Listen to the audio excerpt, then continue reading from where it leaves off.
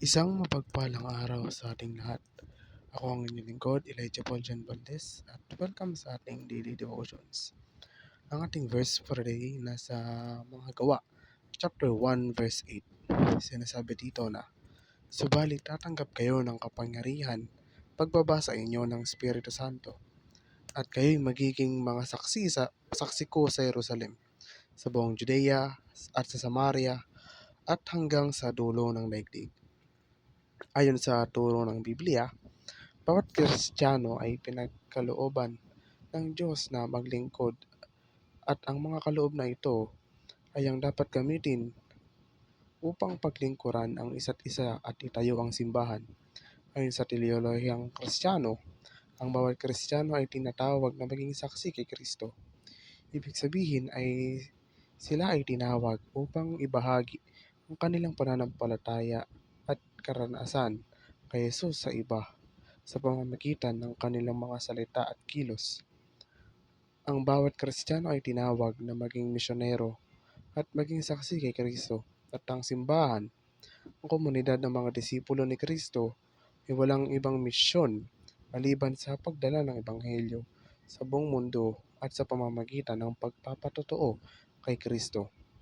Ang mag-ebanghelyo ay ang mismong pagkakakilanlan ng simbahan. Ang bawat Kristiyano ay pinayaman ng potensyal. Ito ay nagpapahiwatig na ang lahat ng mga Kristiyano ay nagtataglay ng mga likas na kakayahan at pagkakataon para sa paglago at positibong epekto na nagmumula sa kanilang pananampalataya at relasyon sa Diyos. Upang epektibong magamit ang mga espiritual na kaloob, kilalanin ang mga ito sa pamamagitan ng pagmumuni-muni sa sarili, paghahanap ng patnubay, at pagmamasid sa iyong likas na kakayahan at kung paano ka nakikita ng iba. Pagkatapos ay ialay ang mga kaloob na ito sa Diyos at aktibong i-deploy ang mga ito sa paglilingkod, ministeryo at komunidad na nakatuon sa pagpapatibay sa iba at pagluwalhati sa Diyos. Ang paglalahad ng Ebanghelyo ay nagpapatotoo para kay Kristo. Ito ay nangangahulugan ng pagbabahagi ng nakapagpapabagong mensahe ni Kristo, kapwa sa pamamagitan ng mga salita at kilos at pagpapakita ng kapangyarihan kapag tama ng pananampalataya para sa paraang nakatutugon sa iba na nag-aanyaya sa kanila sa isang relasyon sa Diyos.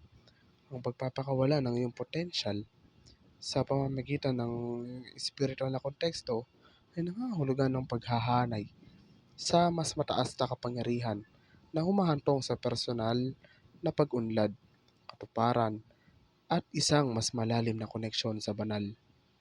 Muli, ako ang inyong lingkod, Elijah Paul John Valdez. Dito na nagtatapos ang aking daily devotions.